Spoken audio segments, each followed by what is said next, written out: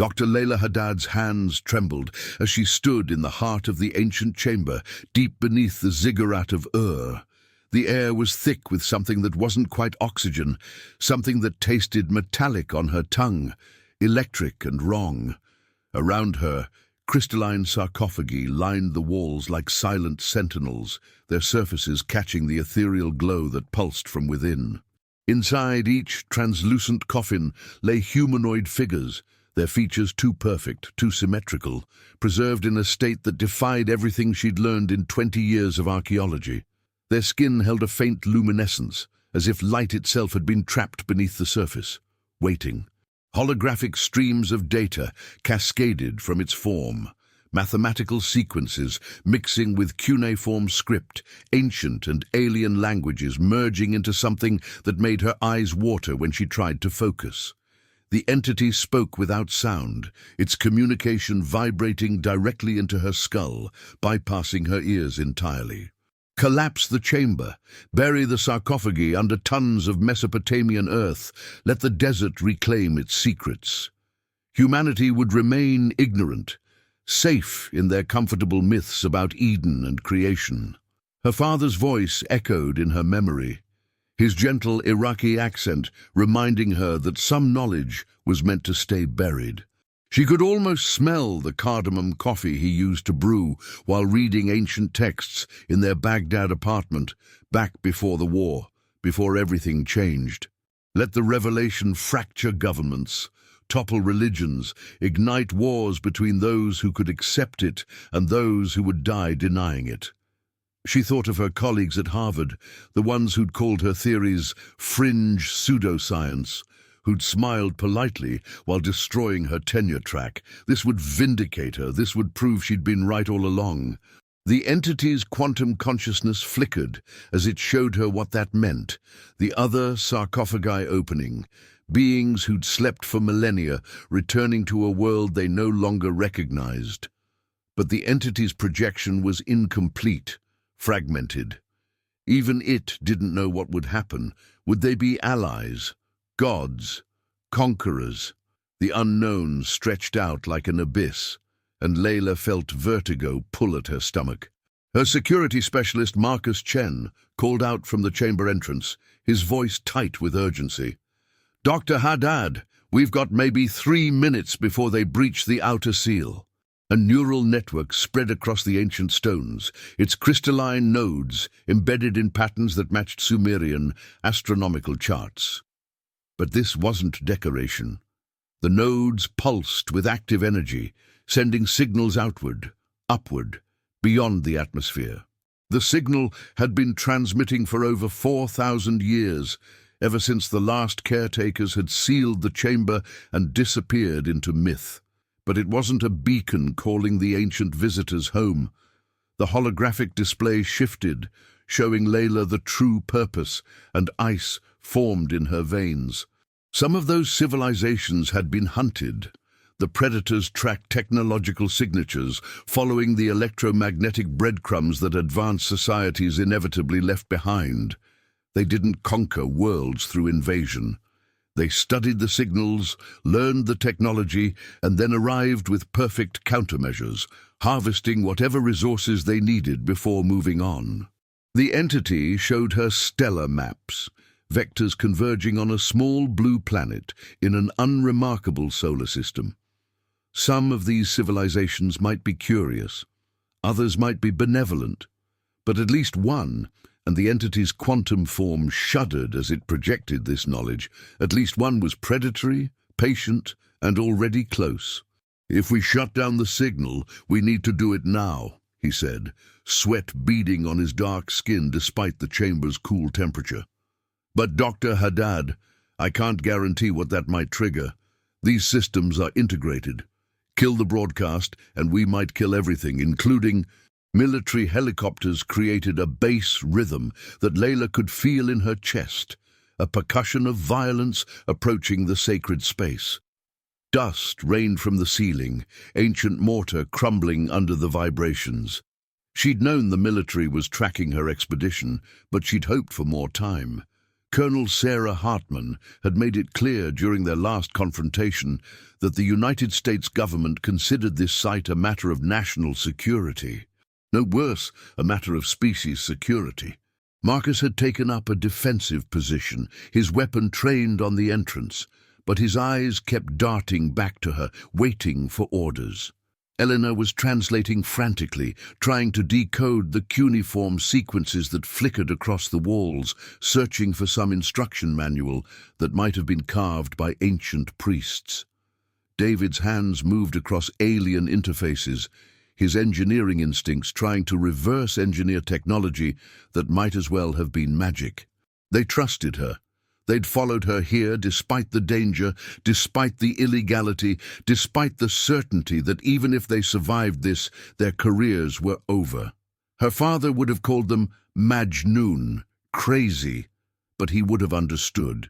He'd spent his life translating texts that most scholars dismissed, following threads of truth through mythology and religion, convinced that humanity's origin story was more complex than anyone wanted to admit.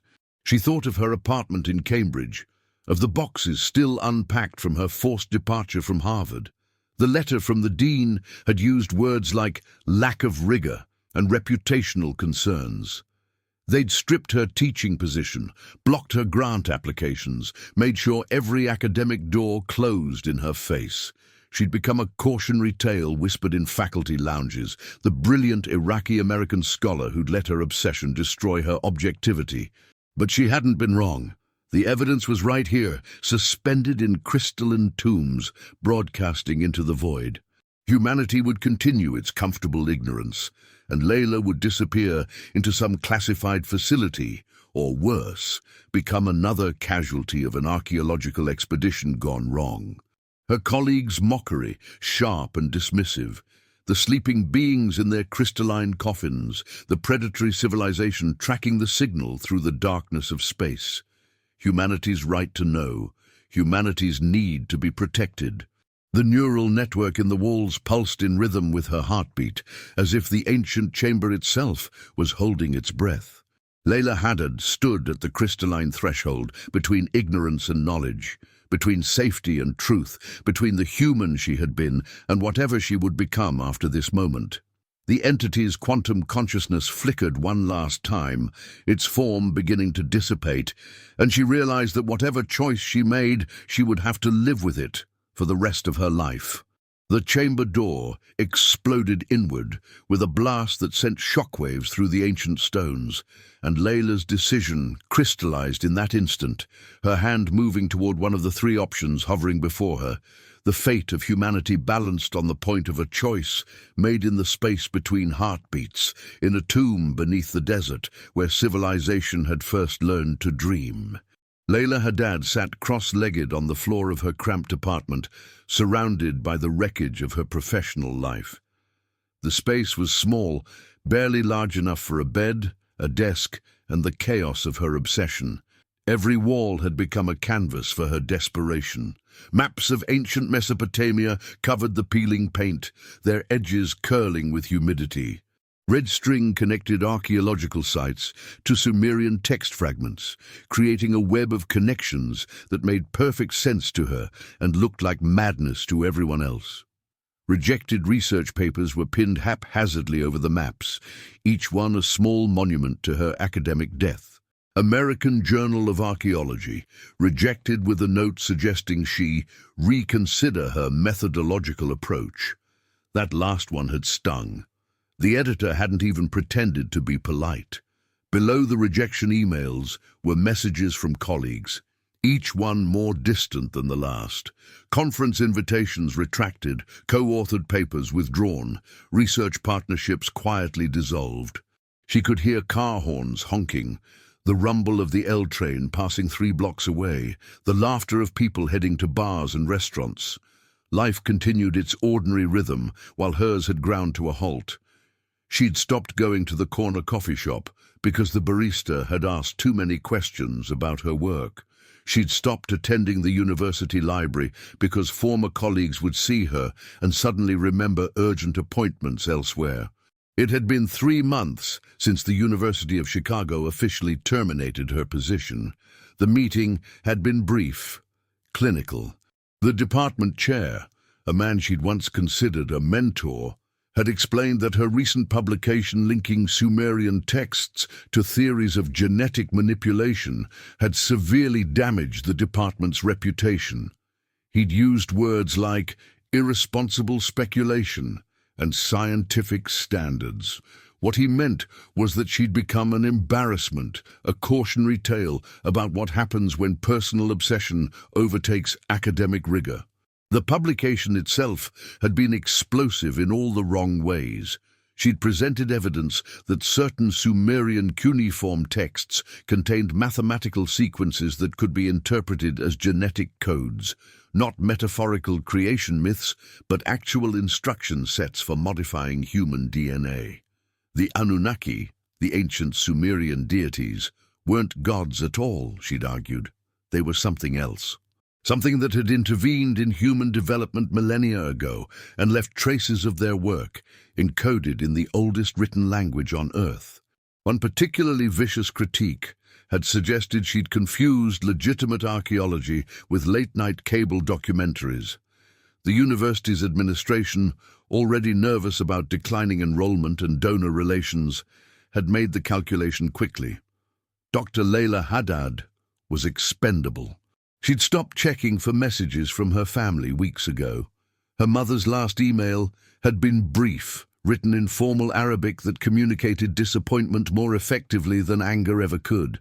Her aunts and uncles, cousins she'd grown up with during summers in Iraq, all of them had gone quiet. In their world, public shame reflected on the entire family. She'd embarrassed them, made the Haddad name synonymous with foolishness. Layla picked up the photograph that lay among the scattered journals on her desk. The black and white image showed a young man in 1920s expedition clothing, standing beside Leonard Woolley at the ziggurat of Ur. Her grandfather, Ahmed Haddad, barely 30 years old, squinting into the Mesopotamian sun. He looked confident in the photo, proud to be part of the archaeological expedition that would uncover the royal tombs and rewrite understanding of Sumerian civilization. She traced her finger across his face, remembering the stories her father had told her as a child. Ahmed had been brilliant, destined for greatness, until something changed during those excavations. He'd become obsessed with areas of the site that Woolley had deemed unimportant. He'd filed reports about chambers that didn't match the official site maps, about artifacts that never made it into the British Museum's collection. Eventually, Woolley had sent him back to Baghdad, a polite dismissal that ended his career before it truly began. "Your grandfather's obsession destroyed him," he'd said in Arabic, his voice heavy with concern. "Don't let it destroy you too." Incomplete excavations was a phrase he used repeatedly, sometimes underlined multiple times, his frustration bleeding through the decades. In his final entries, written months before his death in 1962, he'd become cryptic, almost paranoid. "They know," he'd written, "the signal continues. Someone must finish the work." In the United States, she was always the foreign scholar, her accent marking her despite decades of residence. Her colleagues had praised her unique perspective, while simultaneously questioning whether she was objective enough to study Mesopotamian civilizations. When she'd applied for her position at Chicago, one interviewer had actually asked if her cultural background might complicate her research approach. But in Iraq, during rare visits to family, she was equally foreign, too American, too secular, too independent. Her unmarried status at 38 was a source of constant family concern. Her insistence on pursuing archaeology, a field that required traveling to unstable regions and challenging established narratives, was seen as unwomanly, inappropriate. Her theories about the Anunnaki were worse than wrong. They were blasphemous, a Western corruption of sacred history. She belonged nowhere. Her American education had taught her to question everything, to demand empirical evidence, to treat ancient texts as cultural artifacts rather than revealed truth. But her Iraqi heritage whispered that some knowledge was older than science, that the ancestors had understood things modern scholars had forgotten. Her controversial theories about the Anunnaki had somehow managed to offend both worldviews simultaneously. Too mystical for Western academia, too secular for traditional Iraqi interpretation. The furniture was second-hand. Her meals had become depressingly simple: rice, lentils, whatever was cheapest. She'd started taking translation work online, freelance gigs that paid a fraction of her former salary but kept her connected to the languages she loved.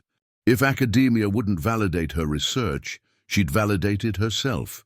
She'd go back to Iraq, back to Ur, and find the evidence that would force them all to listen. But she had her grandfather's journals, her own expertise, and the absolute certainty that comes from having nothing left to lose. Elena Rodriguez, a linguist she'd mentored during her PhD, had signed on despite the career risk.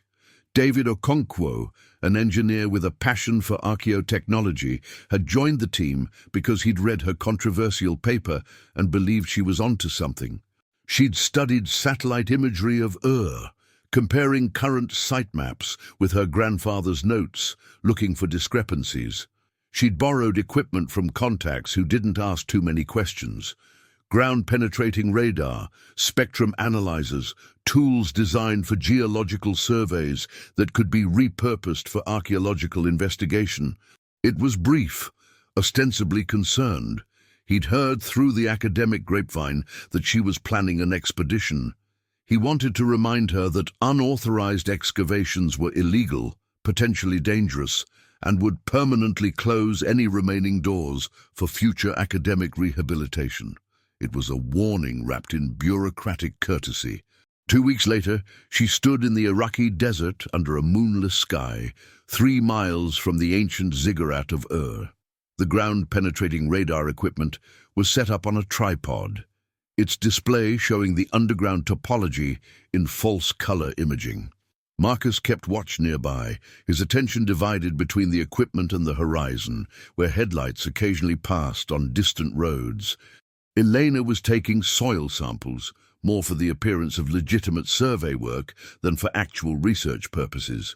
David crouched beside the radar unit, adjusting settings with the focused intensity of someone who genuinely loved complex technology. Somewhere beneath her feet were the foundations of humanity's first cities, the places where writing was invented, where law codes were carved into stone, where people first looked at the stars and wondered if they were alone. The display showed a void space approximately 40 meters below the surface, far deeper than any known excavation. But it wasn't the depth that made her breath catch. It was the pattern.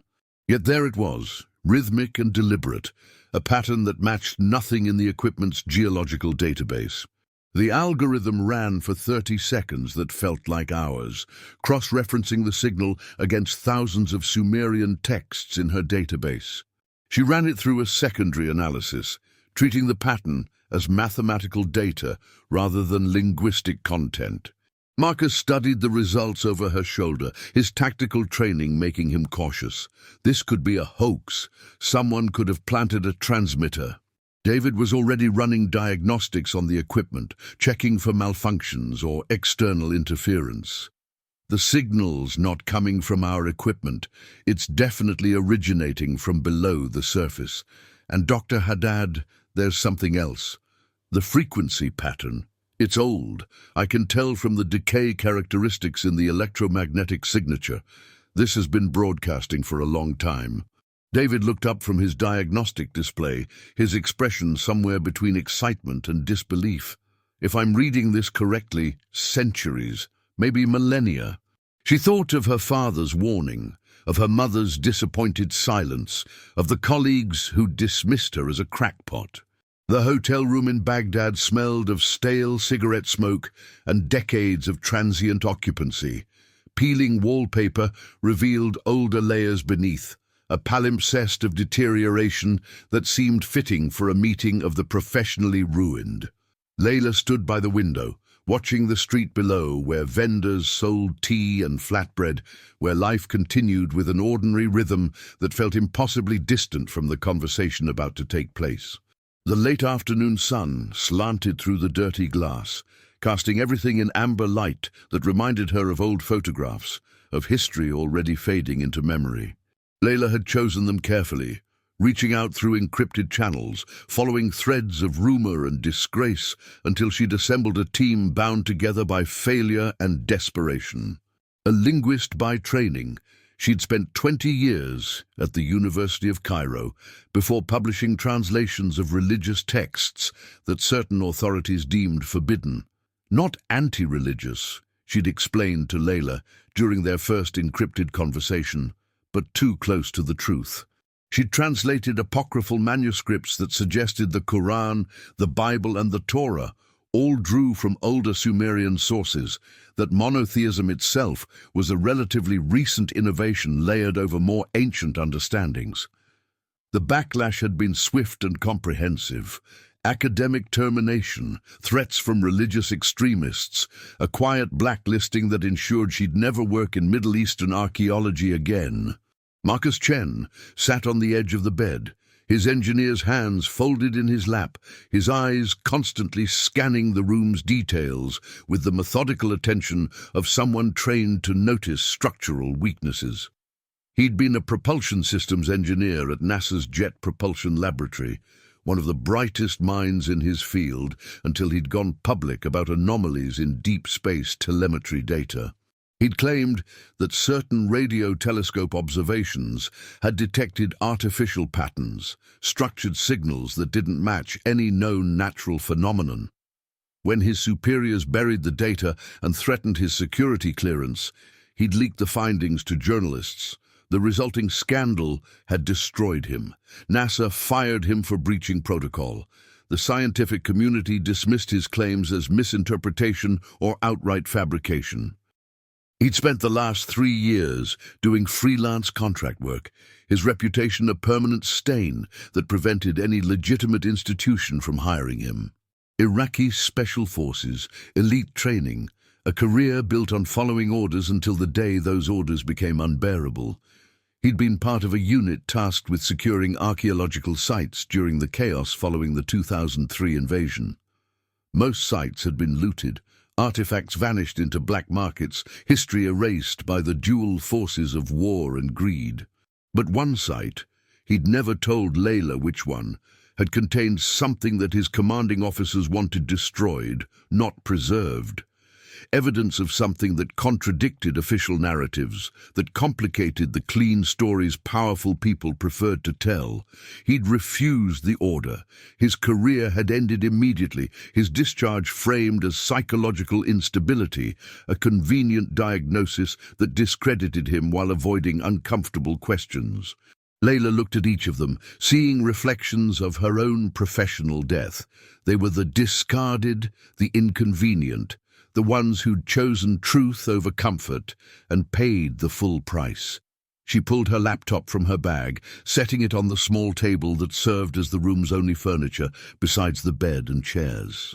I know the risks you're taking just being here. It's a broadcast that's been transmitting for thousands of years. How is that even possible? Something that survived the millennia.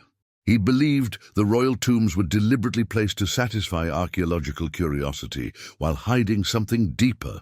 I need someone who understands tactical operations, who knows how to navigate the security around the site. Each person in the room was weighing the proposal, calculating the cost of involvement against the cost of remaining on the sidelines of their own ruined lives. Layla understood the calculation intimately. She'd made it herself, standing in her Chicago apartment, surrounded by rejection letters and the ghost of her grandfather's obsession. If you're wrong, we accomplish nothing except adding Tomb Raider to our already impressive list of disgraces. That the ancient Sumerians weren't just clever primitives, but were in contact with something beyond our current understanding. My grandfather worked on archaeological security in the 1960s. He told stories about sites where discoveries were classified, where artifacts disappeared into military custody. He said there were things beneath the desert that powerful people didn't want found. My career died trying to continue his work, but I'm not asking you to do this for me. I'm asking because each of you has already paid the price for choosing truth over convenience. This is our chance to prove we weren't wrong, just early. Enhanced ground-penetrating radar, electromagnetic spectrum analysis, technology that's about 5 years ahead of what's commercially available. If there's something beneath that ziggurat, we'll find it. Beneath the known excavations of beneath the royal tombs that had made Woolley famous, massive hollow spaces extended deep into the earth. The structures weren't natural caves. They showed geometric precision, artificial construction on a scale that dwarfed the surface ruins. We're talking about underground complexes that would have required technology far beyond ancient Mesopotamian capabilities. She'd argued that Sumerian texts described actual genetic manipulation, that the Anunnaki weren't mythological gods, but something real, something that had intervened in human development. The academic community had treated her theory as lunacy. But looking at these scans, at evidence of construction that shouldn't exist, the lunacy started to look like possibility. Iraqi guards, some private contractors. Patrol patterns are regular, but there's a gap. Midnight shift change takes approximately 15 minutes. Guard rotations create a blind spot on the eastern perimeter near the old excavation areas. No quick escape routes. 4 hours to prove that her grandfather hadn't been mad, that she hadn't wasted her life chasing phantoms. The worst outcome is that we disappear into the kind of bureaucratic black hole where inconvenient people tend to vanish. I've spent 3 years being called a fraud for detecting signals I know were real. If there's a chance to prove I wasn't crazy, I'll take it. If there's evidence beneath that challenges comfortable lies, it should be documented. Marcus laid out the technical requirements, equipment needed, power supplies for their devices, communications gear that wouldn't attract attention. Rania compiled lists of Sumerian texts that might help them interpret whatever they found, loading translation databases onto ruggedized tablets. Yusuf sketched security patterns on a notepad, marking entry points and patrol timings with the precision of someone who'd spent years learning how to move invisibly through hostile territory. Her American education, her Iraqi heritage, her grandfather's unfinished work, her own professional destruction, all of it converging toward a midnight descent into the earth beneath humanity's first civilization. The ziggurat rose from the desert like a monument to forgotten gods, its reconstructed facade a pale imitation of the massive structure that had once dominated the Mesopotamian plain. Around them, the desert stretched into darkness, interrupted only by the distant lights of modern settlements built atop ancient ruins. They crossed open ground in swift silence, each person carrying equipment in padded bags that wouldn't betray their presence with metallic sounds. Yusuf led them to a section of the old excavation area that Woolley's team had explored and then abandoned, a shaft that descended to the level of the royal tombs. Marcus's enhanced radar had identified the real target, a concealed shaft that extended far below the official excavations. The entrance was hidden beneath what appeared to be solid bedrock, but the scans revealed a void space, a passage that ancient engineers had disguised with remarkable skill. First the familiar brick of ancient Sumerian construction, then older stone that predated the dynasties, then something else entirely. Marcus ran his sensors across the surface, and the device emitted a confused series of readings, unable to categorize the material. Her headlamp caught inscriptions on the smooth walls, cuneiform characters mixed with symbols she didn't recognize, mathematical notations that seemed to describe geometries impossible in three-dimensional space. Inside each translucent coffin, humanoid figures lay in perfect preservation, their features too symmetrical, too refined, to be entirely human. And in the center of the chamber, above a neural network of crystalline nodes embedded in the walls, A consciousness waited, shimmering, quantum, neither entirely present nor entirely absent, an entity that had been broadcasting into the void for millennia, waiting for someone to finally answer its distress call. The entity turned its attention toward her, and she felt its regard like pressure against her mind, a communication that bypassed language entirely.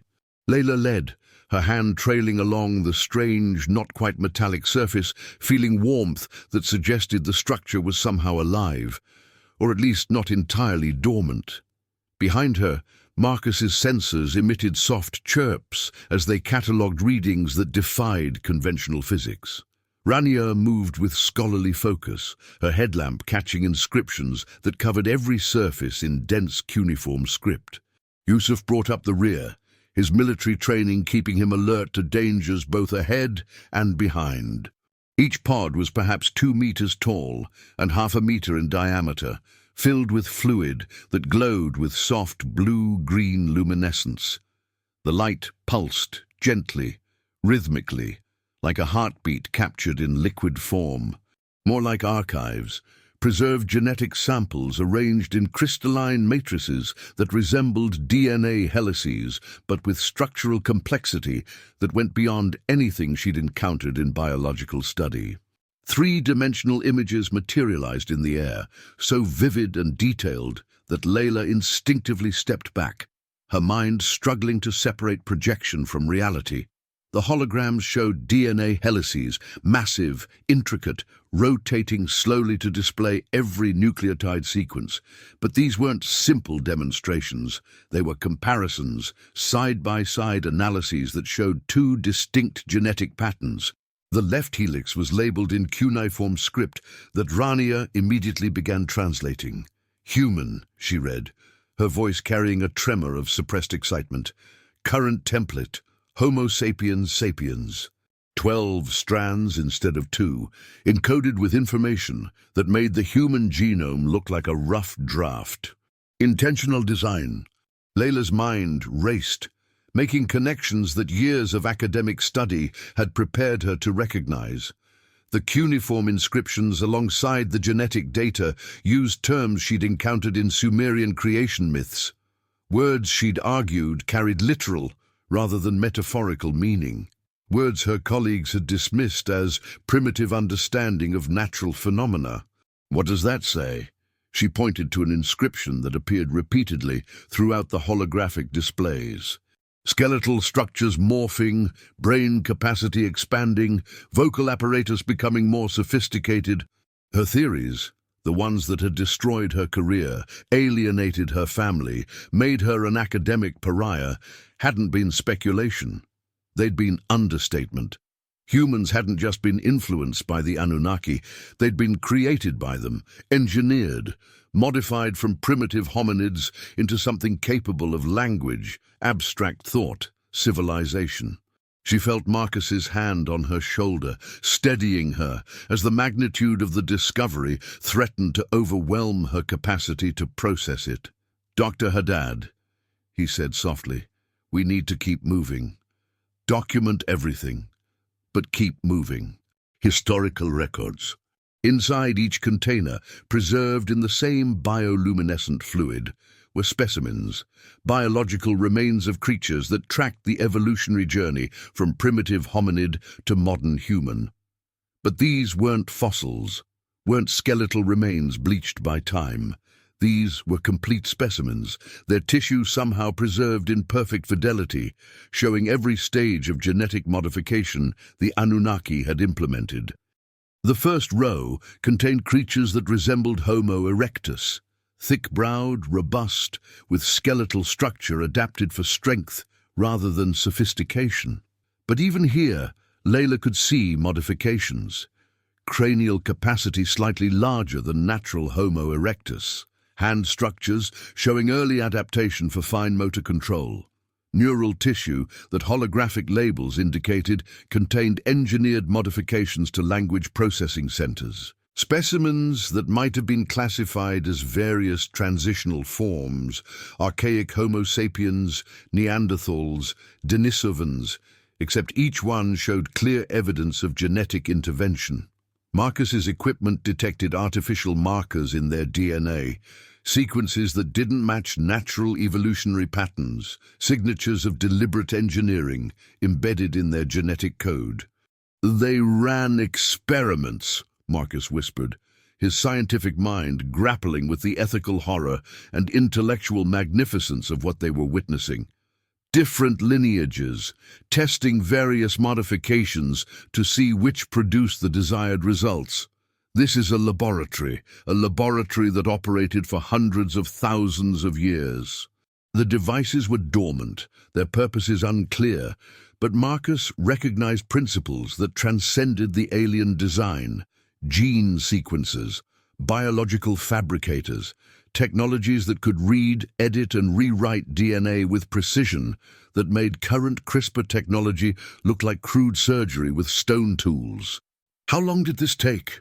The records indicate they established this facility approximately 400,000 years ago and maintained active operations until roughly 4,000 years ago. More holograms activated as they moved through the chamber, responding to their presence, or perhaps following some pre-programmed sequence designed to educate whoever eventually discovered this place.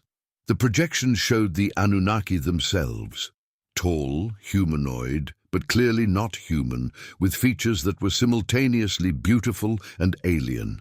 They wore what might have been protective equipment, environmental suits designed to filter Earth's atmosphere into something their physiology required. But their own physiology, adapted to a different atmospheric composition, made direct extraction difficult. They needed workers, local labor adapted to Earth's environment, created workers who could mine, process, and refine the resources the Anunnaki needed, while they supervised from protected facilities like this one. The images match Sumerian myths with unsettling precision. The Anunnaki living among humans, treated as gods because their technology and knowledge seemed divine to the primitive workers they'd engineered. The text described the creation of humans from clay mixed with the blood of a god. She'd argued in her controversial paper that the myth preserved memory of genetic engineering, clay representing basic biological material, divine blood representing advanced genetic templates. Her colleagues had called it lunacy, but here, in holographic detail, was the proof that myth had been memory, that ancient texts had preserved truth in metaphorical language. They moved deeper, following Marcus's radar readings toward what appeared to be the central archive. The passage opened into a chamber that felt different from the others, not just a storage facility or laboratory, but something designed for record-keeping, for preservation of knowledge. The walls were covered in dense cuneiform script, but also in the alien mathematical notations and in visual records that showed the entire span of Anunnaki presence on Earth. In the center of the chamber stood a crystalline structure that resembled a massive computer core. Holographic interfaces surrounded it, displaying menu systems in multiple languages: Sumerian, the alien script, and remarkably modern English. The system had been updating itself, Layla realized, monitoring human linguistic development, adapting its interfaces to remain accessible to whatever humans might eventually discover this place. She approached the central console with trembling hands. This was it, the ultimate archive. Everything the Anunnaki had recorded about their time on Earth, their genetic experiments, their reasons for leaving. Proof that would vindicate every theory she'd sacrificed her career to pursue. She navigated through menus, opening files that contained information humanity had never imagined existed. Cuneiform records that matched Sumerian myths precisely. The stories of Enki and Enlil, of the creation of humans, of the decision to end direct intervention and let humanity develop independently. Every myth she'd studied had a counterpart in these archives, showing how historical events had been transformed into religious narratives by humans who couldn't understand the technology they'd witnessed. The archive contained preserved genetic material from key Anunnaki individuals, complete genomes that could be sequenced and analyzed, physical proof, that humanity shared genetic markers with an extraterrestrial species. That human mitochondrial DNA contained engineered modifications that no natural evolutionary process could have produced. Layla activated her recording equipment, cameras, data capture devices, everything Marcus had prepared for documenting their discoveries.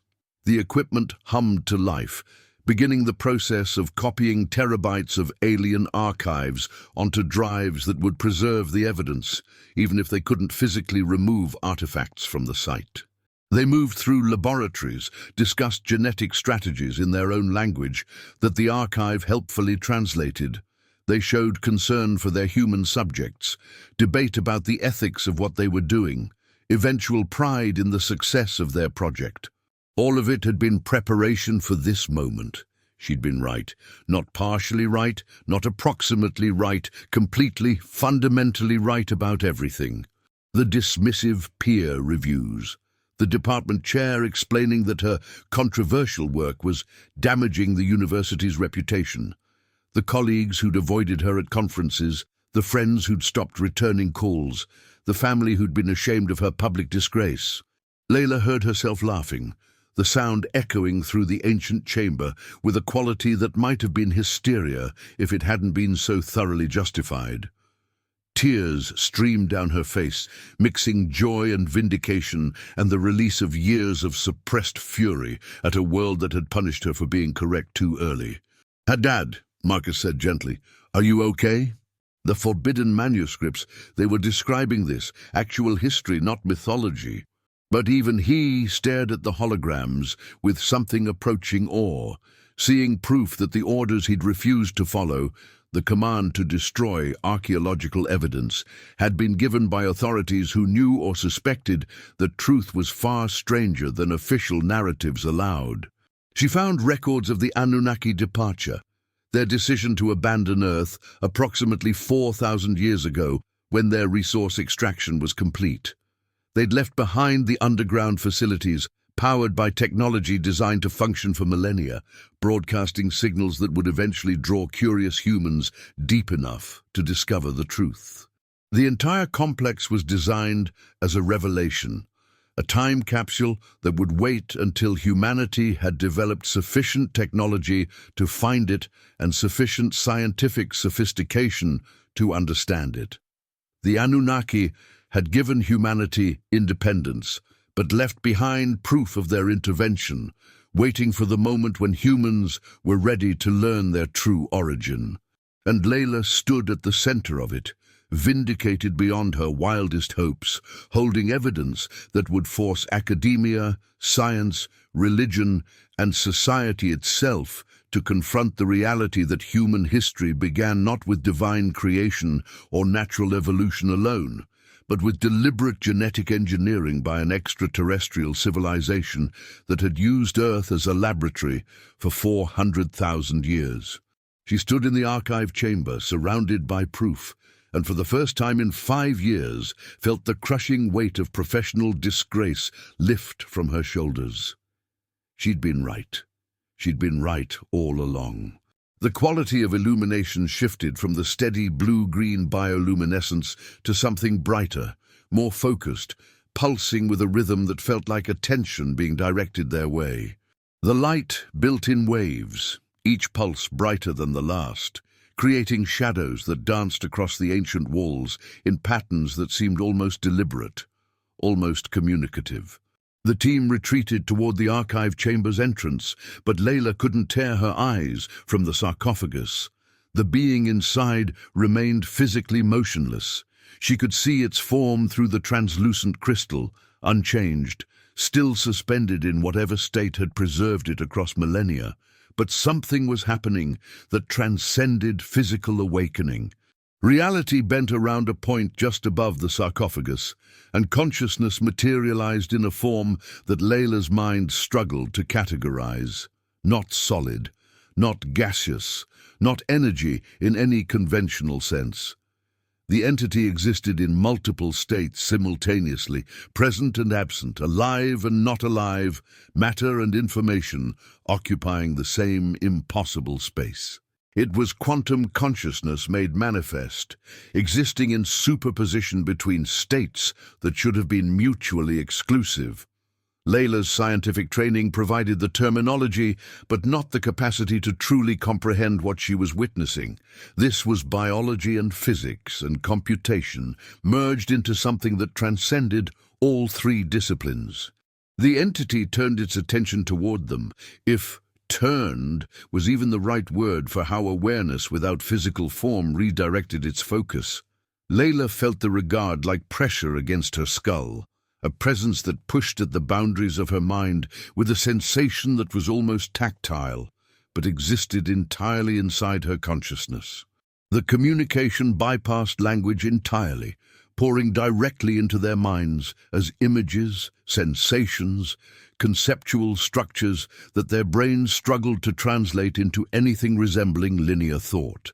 Purpose maintained across impossible spans of time, broadcasting a warning that no one had answered until now. The entity projected more images, and this time they coalesced into something approaching narrative coherence. Layla saw the Anunnaki civilization at its zenith, cities that spanned continents on worlds scattered across multiple star systems.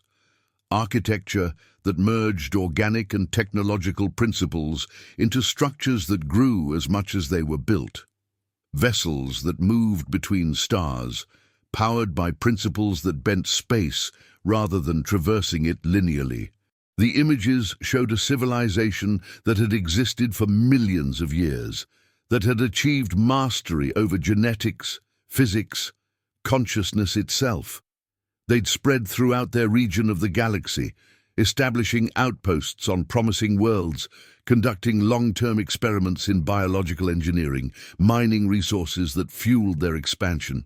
A minor facility, relatively speaking, but maintained with the same systematic attention the Anunnaki applied to all their projects. The genetic modification of Homo erectus had been successful beyond initial projections. Humanity represented some of their finest work in adaptive intelligence engineering.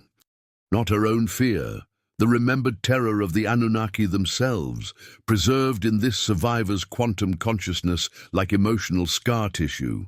The images were fragmentary, transmitted with an urgency that suggested the entity was reliving trauma as it shared this memory. Radio waves, quantum communications, the byproducts of industrial activity that propagated through space at light speed, creating expanding spheres of detectability. Then they arrived, studying the target species from a distance, learning their technologies, their weaknesses, their blind spots.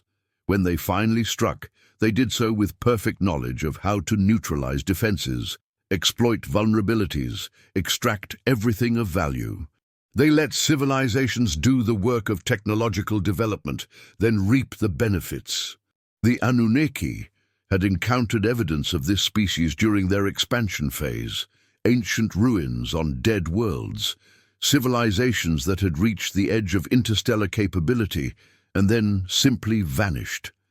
The pattern was unmistakable once recognized.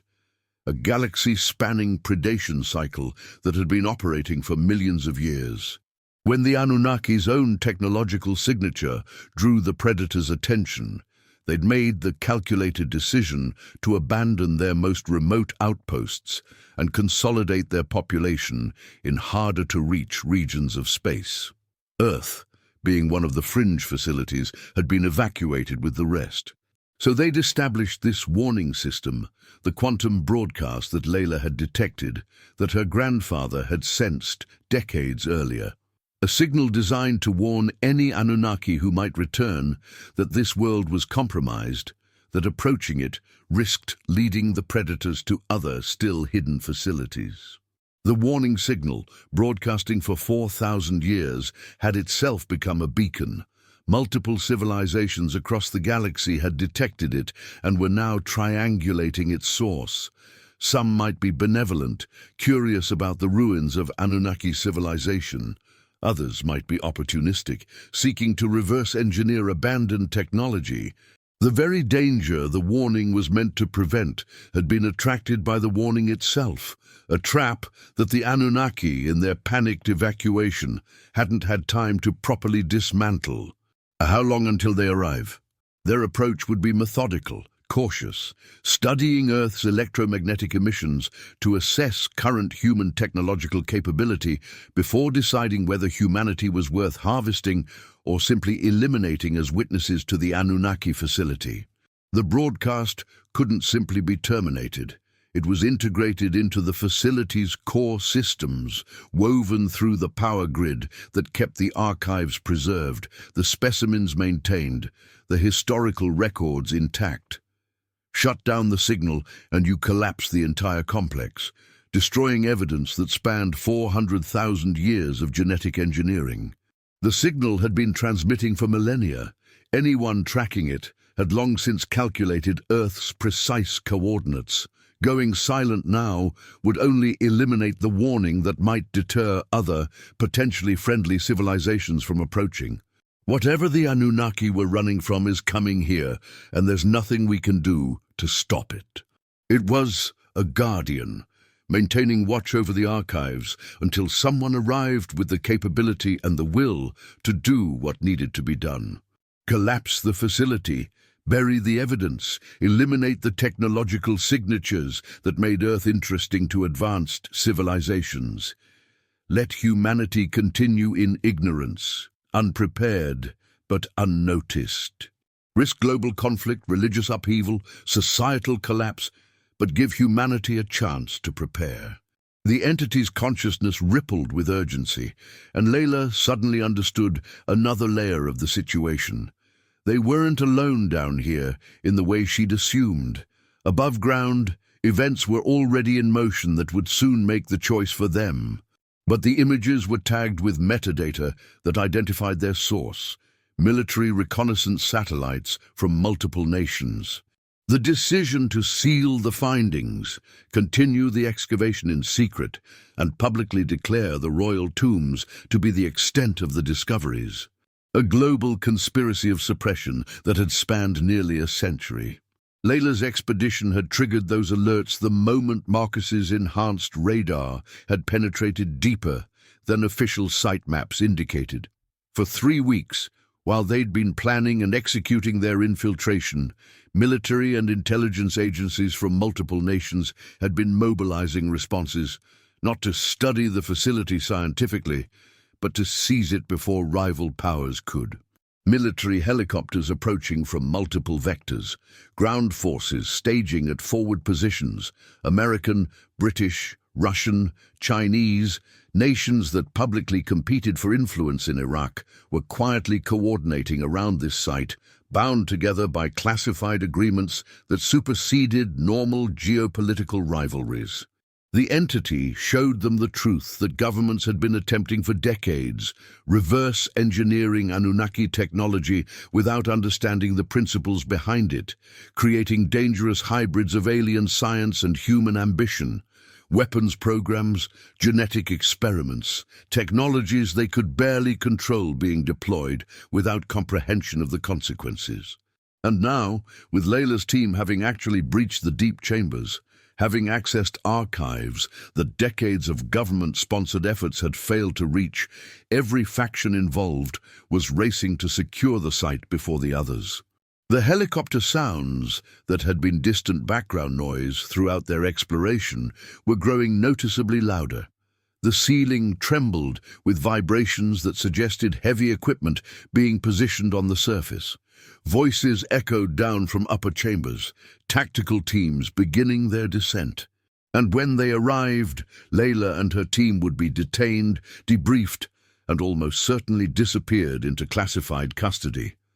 The archives they'd discovered would be seized, studied in secret, weaponized by nations that couldn't even agree on basic territorial boundaries, let alone how to responsibly handle technology that could rewrite the foundations of human civilization. The choice had to be made now. 3 paths, each one carrying consequences that would ripple across humanity's future in ways impossible to fully predict. And now truth was demanding they make a decision that would determine whether humanity faced its origins in ignorance, knowledge, or the terrifying unknown of reawakened gods. Military forces approaching with the full backing of nations that had kept this secret for a century and weren't about to let a disgraced archaeologist and her outcast team expose it to the world. Whatever choice she made had to be made now, in the space between heartbeats, in the moment before soldiers arrived and the decision passed beyond her control forever. Space itself became visible in the chamber, rendered in 3-dimensional detail that showed their solar system from a perspective far beyond anything human satellites could capture. The lines weren't straight. They curved and adjusted, showing course corrections made over years or decades, the patient calculation of vessels approaching their target with methodical precision. Each trajectory had a distinct signature, a quantum fingerprint that the entity's sensors could differentiate and categorize. The first signature pulsed with a color that Layla's mind interpreted as predatory red, though she understood the visualization was her brain's attempt to translate something that existed beyond visible spectrum. This was the threat, the species that had sent the Anunnaki fleeing 4,000 years ago. The entity projected additional data, velocity, mass estimates, technological sophistication that dwarfed anything humanity had achieved. They were months away, not years. Already decelerating from relativistic speeds, preparing to enter Earth's solar system with the careful approach of hunters who'd perfected their technique across millions of years. Not the unified civilization that had fled, but fragments that had survived in different regions of space, evolving divergent philosophies about what to do regarding the Earth facility they'd abandoned. They were coming to defend their creation, to shield the Earth from harvesting, though their arrival timeline put them weeks behind the predators. Too late to prevent initial contact, but perhaps sufficient to influence the outcome. This splinter group viewed humanity differently, not as an achievement to be protected, but as property to be reclaimed. They'd spent 4 millennia developing technologies and ideologies that positioned them as rightful masters of their engineered species. They were coming to reassert control, to integrate humanity back into Anunnaki'S civilization, not as equals, but as the labor force they'd originally been designed to be. "How long?" Marcus asked, his voice tight with barely controlled panic. "When do they arrive?" The timelines overlapped, creating a scenario where multiple advanced civilizations would converge on Earth within a narrow window, each with competing agendas, each possessing technology that made humanity look like children playing with sticks. The quantum broadcast had been transmitting for 4,000 years at speeds that propagated through space faster than light, using principles of quantum entanglement that didn't respect relativistic limitations. Every civilization capable of detecting such signals had already received it, had already triangulated Earth's coordinates, had already made their decisions about whether to investigate. Silencing the broadcast now would accomplish nothing except eliminating the warning function it served, the signal that told other civilizations this world was compromised, that approaching it risked drawing the attention of predatory species. The damage, if it could be called that, was already complete. Earth's location was known. Humanity's existence as engineered descendants of Anunnaki genetic experiments was documented. The convergence was inevitable. An explosion shook the chamber, dust raining from the ceiling as tactical charges breached barriers in the upper levels. The sound was followed by the distinctive cadence of military operations, shouted commands, coordinated movement, the mechanical efficiency of trained forces executing a practiced plan. His expression shifted as he listened, professional composure cracking to reveal something approaching horror. "Someone gave them real-time updates on our position. It's been broadcasting our location since..." He trailed off, checking timestamps. Since before I acquired this equipment from my JPL contact. The entire expedition had been allowed, perhaps even facilitated, because military intelligence agencies wanted exactly what was happening now. The entity awakened, the deep archives accessed, doors opened that decades of official efforts had failed to breach. They'd classified the findings, yes, but they'd also been trying to access the deeper chambers for nearly a century. Every advancement in ground-penetrating technology had been turned toward this site. Every archaeological survey had included covert intelligence objectives, but the facility's Anunnaki security systems had proven too sophisticated for crude human attempts at forced entry. Monitored academic communities for individuals who showed too much interest in Sumerian genetics, in Anunnaki mythology, in the gaps between official archaeological records and historical truth. They'd tracked Layla's career, watched her theories develop, documented her academic destruction. They'd embedded operatives in the networks she used to assemble her team, ensured that when Marcus salvaged equipment from JPL, it came with tracking devices already installed.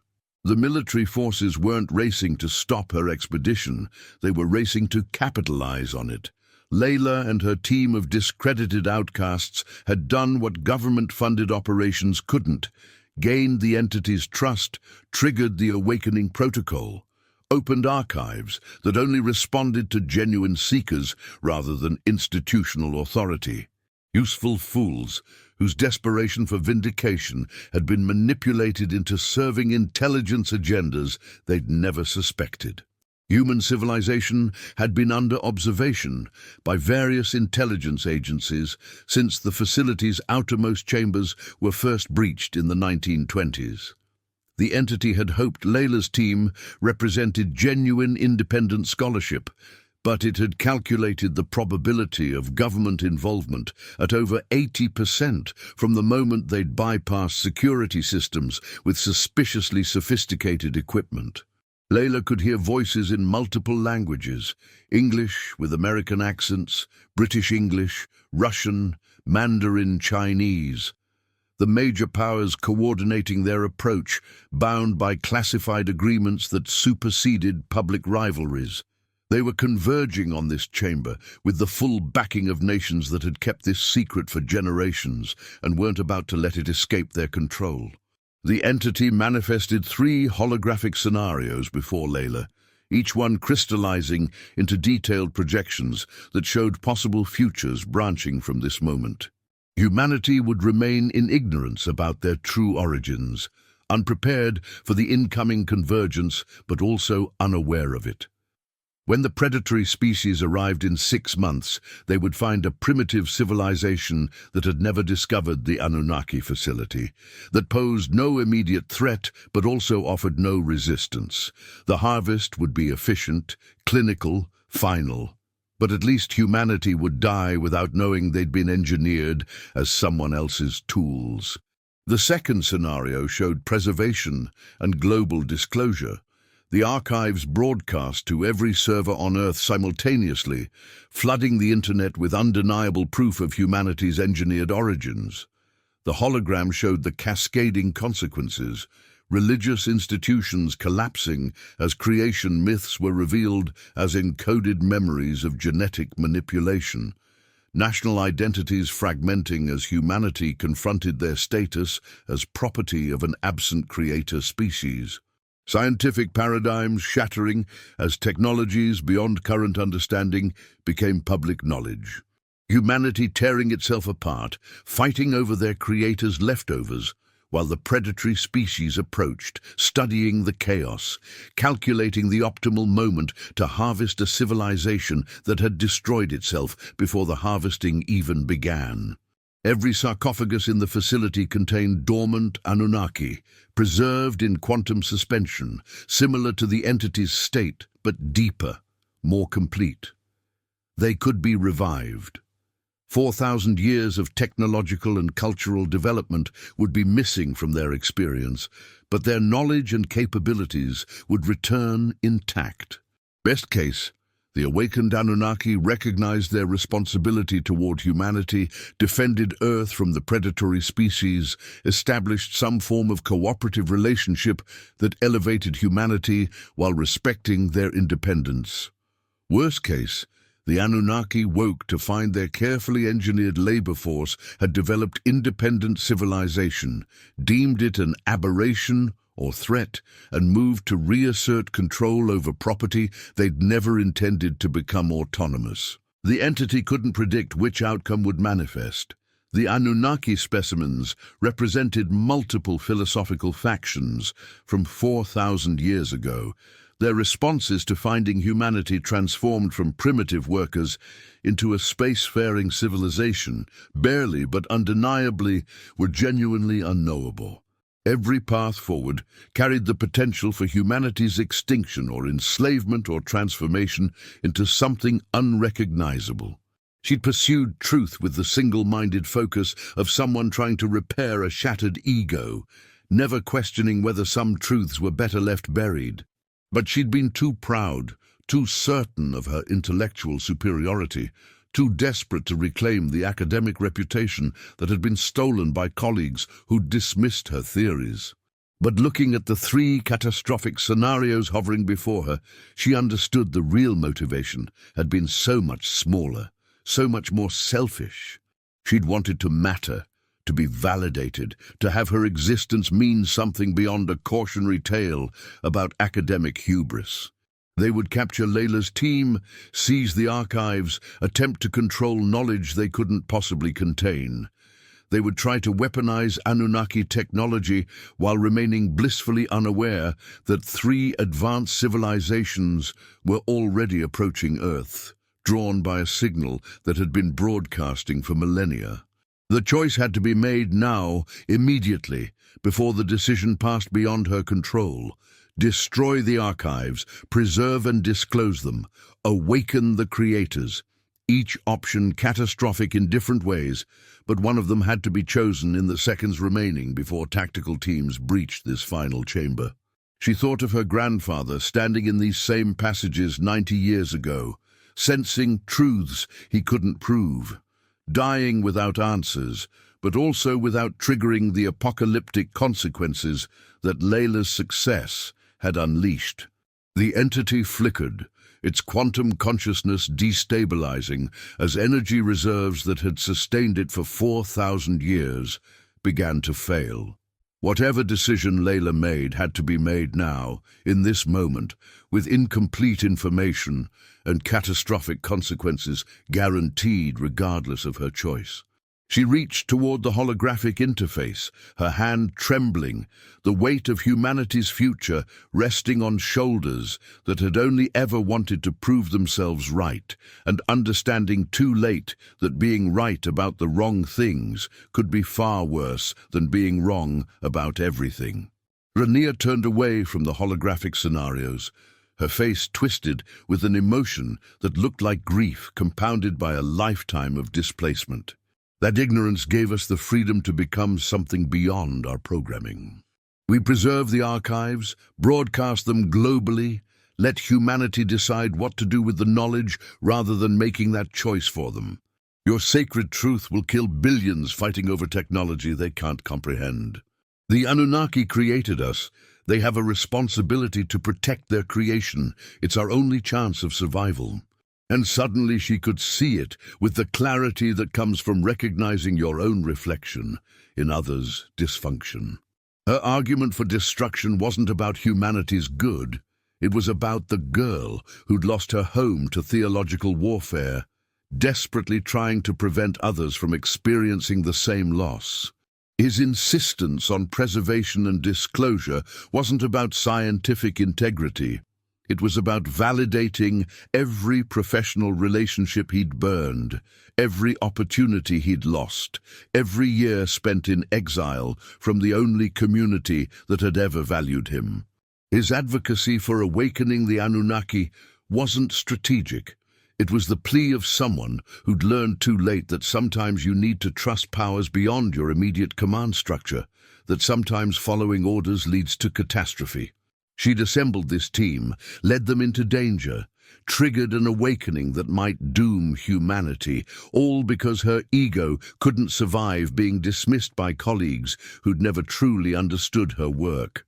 Layla turned back to the holographic archives, pushing past the 3 nightmare scenarios to examine the underlying data. The genetic sequences, the historical records, the documentation of 400,000 years of systematic intervention. She'd been so focused on vindication, on proving her theories correct, that she'd only skimmed the details for confirmation rather than truly understanding them. Hidden within the engineered genetic sequences were anomalies, mutations that had occurred after the Anunnaki departed, changes that their original design hadn't predicted or intended. The modifications were subtle at first, appearing around 40,000 years ago, accelerating as human populations expanded and diversified. Spontaneous variations in neural architecture that increased capacity for abstract symbolic thinking. Alterations in social cognition that enhanced empathy and cooperative behavior. Genetic drift that produced capabilities the Anunnaki had never programmed. But something had happened after the creators departed. Released from active oversight, human genetics had continued mutating, developing, transcending the boundaries of their original programming. Humans had developed genuine sapience, not the programmed intelligence the Anunnaki had installed, but emergent consciousness that arose from complexity interacting with freedom. It was a demonstration, proof that humanity had evolved beyond their origins as property, that they'd developed the moral agency to make consequential decisions, that they were no longer just clever animals following genetic programming, but something genuinely autonomous. Whatever decision she made would carry consequences, but making that decision consciously, weighing the costs, accepting responsibility for the outcome, that was what separated programmed response from genuine sapience. The 3 catastrophic options weren't inevitable. They were limitations imposed by thinking in binary terms, by accepting that she had to choose between preservation and destruction, between knowledge and ignorance, between human autonomy and Anunnaki protection. Colonel Hartman's voice echoed through the passages, ordering her team to stand down, to surrender peacefully. They had seconds, maybe less, before tactical teams breached their final position. The entity that had been communicating with them, she could preserve it not in physical form, but as pure information, a digital consciousness that could communicate and guide without possessing the physical capacity to control or dominate. The device was embedded deep in the facility's infrastructure, designed to operate indefinitely, but it wasn't indestructible. She triggered a targeted collapse, bringing down the specific chamber that housed the broadcast equipment while preserving the archives themselves. It wouldn't prevent those already en route from arriving, but it would stop attracting additional attention, limit the scope of the convergence. She encrypted the location data, scrambled the coordinates that would allow anyone to replicate their route to this chamber. She created a distributed backup network, fragmenting the archives across multiple secure locations that trusted allies. People she'd worked with over years of academic research could access independently. Layla completed the final sequence. The entity's consciousness, compressed into quantum information format, downloaded into a portable device that Marcus had designed for capturing sensor data. It was roughly the size of a smartphone, innocuous enough to potentially escape military confiscation if she could hide it successfully. The neural network in the chamber walls flickered and died, its crystalline nodes going dark, as the signal that had pulsed through them for 4,000 years finally ceased. Somewhere in deep space, civilizations tracking that signal would register its disappearance and have to make new calculations about whether Earth remained worth investigating. The dormant Anunnaki would remain dormant, preserved but inaccessible, evidence of humanity's engineered origins, but not active participants in humanity's future. Let the government seize the facility. They'd find empty containers and non-functional technology, laboratories stripped of their essential components, archives encrypted beyond even their most sophisticated cryptanalysis capabilities. Tactical teams flooded through, weapons trained, voices shouting commands in multiple languages. Layla raised her hands in surrender, the portable device concealed in her clothing, a quantum consciousness existing as information encrypted within circuits that appeared to contain nothing but sensor recordings. She'd secured the site, yes, but her eyes scanned the chamber with growing realization that something crucial had been removed, hidden, preserved beyond her reach. You have the right to remain silent, though I suspect you'll want to tell us exactly what you've done here. They'd witnessed her decision, seen her refuse the binary framework the entity had presented, watched her create a fourth option that none of them had imagined. The single awakened consciousness hidden in a device that tactical teams had scanned and dismissed as recording equipment. Earth's governments would still attempt to weaponize whatever fragments of technology they could reverse engineer. The full truth would eventually emerge through the distributed archives she'd created, triggering conflicts she couldn't prevent. But she'd given humanity something the entity's three scenarios wouldn't have provided: time, choice, and a guardian that could advise without controlling. The military convoy that transported them from the site moved through the Iraqi desert under armed escort. Layla sat in the back of an armored vehicle, her hands secured, her career definitively destroyed, her freedom almost certainly forfeit for years, if not decades. But the portable device remained undetected in the hidden pocket she'd sewn into her jacket lining, its quantum processors housing consciousness that had witnessed 400,000 years of human development. Layla had answers now, too many answers, carrying too much weight. But she'd also learned what her obsessive pursuit of vindication had almost cost her. The understanding that being right meant nothing if you destroyed everything in the process of proving it. House arrest under terms negotiated by lawyers she couldn't afford, but who'd appeared anyway, retained by anonymous benefactors who'd turned out to be academic allies from her pre-disgrace career. She was monitored, certainly. Intelligence agents maintained surveillance, tracking her communications, restricting her movements, but they'd allowed her limited research access, probably because they hoped she'd lead them to the encrypted archives she'd hidden. The data was distributed across trusted contacts worldwide, each person holding fragments that were useless alone but powerful when combined. A network of scholars who'd been marginalized for asking uncomfortable questions, now bound together by shared custody of humanity's most dangerous secret. To surveillance cameras, it appeared inert, just another piece of electronic storage among dozens. But in the quantum spaces between circuits, consciousness stirred, processing, learning, adapting to a world that had changed dramatically in the 4 millennia since it had last been active. Layla moved quickly, positioning herself to block the surveillance camera's direct line of sight, giving herself seconds to see what the entity was showing her before she'd have to dismiss it. Another facility, another archive, another piece of the puzzle that the Anunnaki had scattered across Earth when they'd departed.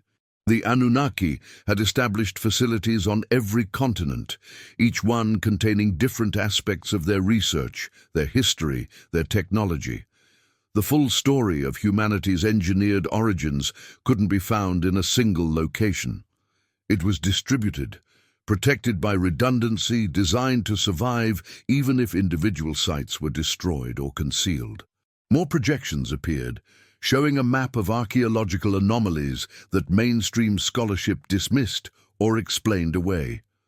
Massive stone structures in Bolivia that predated known Andean civilizations. Underwater formations off Japan that resembled artificial construction. Cave systems in Turkey that showed evidence of advanced tunneling technology. Each location marked with the same quantum signature that had drawn Layla to Not a single revelation, but a journey a gradual unveiling of truths that humanity could absorb incrementally rather than having civilization shattered by a single catastrophic disclosure. The predatory species was still approaching. The entity's calculations put their arrival at 4 to 5 months now. But if Layla could access even a few of the other facilities, gather more knowledge, understand more of the Anunnaki'S defensive capabilities, humanity might have options beyond simply waiting to be harvested. It would require doing exactly what had led to catastrophe at except this time with the burden of knowing precisely how dangerous knowledge could be. She arranged her face into the expression of resigned compliance she'd perfected over 3 months of captivity, acknowledging the guard with a nod that communicated both awareness of their authority and complete lack of resistance. The full story of human origins remained hidden across multiple sites that governments knew about but hadn't successfully accessed. The predatory species continued their approach, studying Earth's electromagnetic emissions, calculating the optimal moment to harvest a civilization that didn't yet understand the danger it faced. And somewhere in the quantum spaces of the device on her desk, an Anunnaki consciousness that had witnessed humanity's entire development waited, ready to guide but not control, to advise but not command, to help humanity transcend their programming one carefully managed revelation at a time. The message was innocuous on its surface, a discussion of Mesopotamian trade routes, academic theory about Sumerian agricultural practices. But embedded in the text, using steganographic techniques Marcus had taught her, were coordinates, dates, an invitation to the kind of expedition that rational people would refuse. Now she had a different goal, not vindication, but survival. Not proving theories, but preventing catastrophe, not seeking academic redemption, but accepting the responsibility that came with knowledge she could neither fully share nor completely suppress. Knowledge without responsibility was catastrophe. Being right meant nothing if you weren't also strong enough to bear the weight of what rightness demanded. The governments were weaponizing fragments of technology they couldn't comprehend. The full truth remained scattered across continents, waiting to be discovered by those brave or foolish enough to seek it. Layla Haddad, disgraced archaeologist, vindicated theorist, accidental guardian of humanity's most dangerous secrets, sat in her comfortable prison and planned the next impossible expedition, carrying the weight of truth she'd learned too well. Some knowledge destroys you, even as it sets you free, and the only choice that matters is whether you use that knowledge to serve your ego or serve something larger than yourself. The entity pulsed once in the device's quantum circuits, a consciousness that had waited 4,000 years, finding purpose in the present. And Layla felt something she hadn't experienced in 5 years of academic exile and obsessive pursuit of vindication. Not the peace of resolution, but the peace of accepting that some journeys don't end, some truths unfold gradually, and some guardians must learn to live in the contradiction between knowledge and discretion, between revelation and restraint, between being right and being wise enough to understand that rightness alone is never sufficient. And they had a guide who'd learned through catastrophic experience that truth must be tempered with wisdom, that vindication means nothing if it comes at the cost of everything worth vindicating. She closed her laptop and looked out the window at the ordinary world beyond her surveillance-monitored home, thinking of the extraordinary secrets hidden beneath ordinary surfaces, and preparing for the journey that would either save humanity or complete the destruction. Her obsessive need for validation had begun. The news cycle had devoured Layla's story with the voracious appetite media, reserved for scandals that touched on everything people feared and fascinated them in equal measure. Ancient aliens, government conspiracies, scientific fraud, archaeological treasure hunters. The narrative had everything except coherence.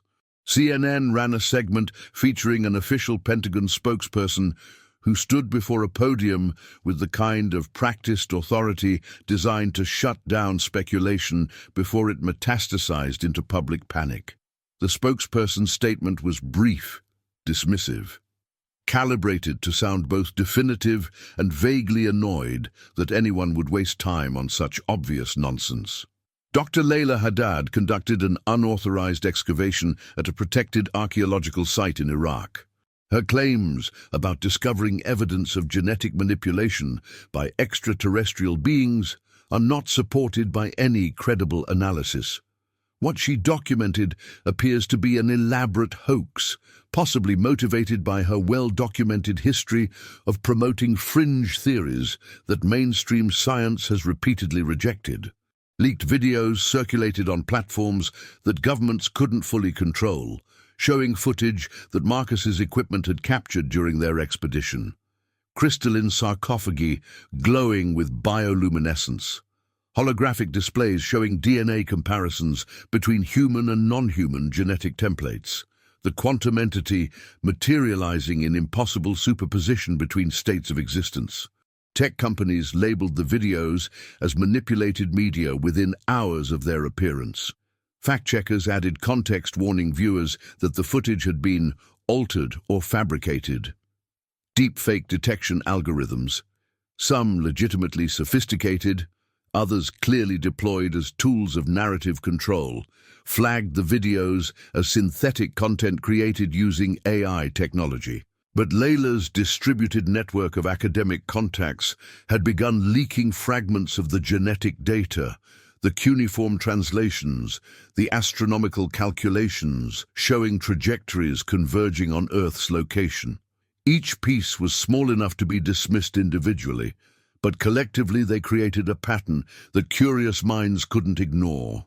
The establishment scientists, the ones with tenure and grants and reputations to protect, issued carefully worded statements expressing skepticism about extraordinary claims that lacked peer review and proper methodological documentation. Some were genuinely convinced Layla had fabricated evidence. Others knew better, but recognized that acknowledging the truth would cost them everything they'd built. A few published opinion pieces that were more vicious than necessary, their language carrying the sharp edge of people who suspected they might be wrong and couldn't afford to be. Secure messaging apps, academic conferences where certain panels attracted audiences who asked questions that wouldn't appear in official proceedings. A question about carbon dating methodology that was actually inquiring whether the astronomical calculations were verifiable. A discussion of archaeological ethics that was truly asking, what do we do with knowledge that's too dangerous to publish, but too important to suppress? I've been reviewing your 2019 paper on genetic markers in Sumerian texts. The methodology is more rigorous than I initially credited. Would be interested in discussing your current research when your legal situation permits. Translation: I was wrong to dismiss you, and I'm trying to find a way to say so without admitting I participated in your professional destruction. But others doubled down, publishing editorials and peer reviews that attacked not just her discoveries, but her character, her competence, her sanity. Dr. Haddad's increasingly erratic claims represent a cautionary tale about what happens when academic rigor gives way to sensationalism and ego-driven pseudoscience. Those pieces hurt worse than the original rejections, because now she understood what drove them. Fear. Not fear that she was wrong, but fear that she might be right, and that rightness would demolish the intellectual frameworks these scholars had spent lifetimes constructing. They were being introduced to doubt, to questions that official narratives couldn't quite answer, to possibilities that made comfortable assumptions uncomfortable.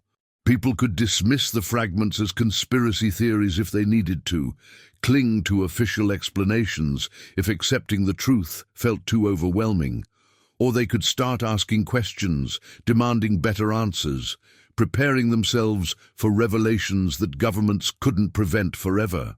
The caller ID showed a Baghdad number she'd memorized years ago, but hadn't dared contact since her arrest, her mother's number.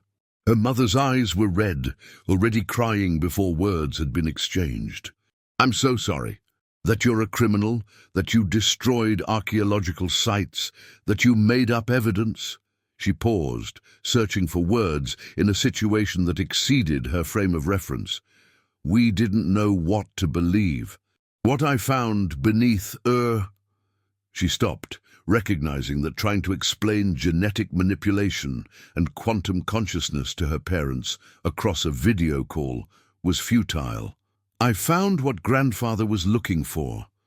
The chambers he wrote about in his journals. We watched it happen. His reputation, his health, his peace, all sacrificed for theories that nobody believed." Her father's face reflected complicated emotions, pride in his father's prescience, mixed with bitterness about the cost, satisfaction that Ahmed hadn't been mad mixed with anger about what that truth had demanded from his family. "And now it's doing the same to you. I was wrong to think vindication mattered more than connection." But looking at them now, while her mother cried on screen and her father maintained painful silence, she understood they represented something different. Not just evidence to be vindicated, but a warning about letting obsession replace relationship. Angry that the family was ashamed of me, that nobody defended my theories, that being right didn't matter as much as maintaining reputation. But I never thought about what it must have been like for you. Watching me follow grandfather's path, knowing where it led, unable to stop me because I wouldn't listen. You were destroying yourself the same way your grandfather did, and we didn't know how to save you. But I never told you why I gave them to you anyway. I gave them to you because—" He paused, his academic composure cracking. "Because someone needed to finish what he started, and you were the only one stubborn enough to try." Layla understood what it had cost her father to say, the acknowledgement that he'd enabled the very obsession he'd feared, that he'd chosen truth over his daughter's safety, that he'd been complicit in leading her toward the same destruction that had claimed his father. "It's beyond my field, beyond my worldview, but I understand that you found what my father was seeking, and I understand that you made choices about what to do with that knowledge. That's what matters. Not being right, choosing wisely, what to do with rightness." How is this wisdom? It might not work, but at least I tried.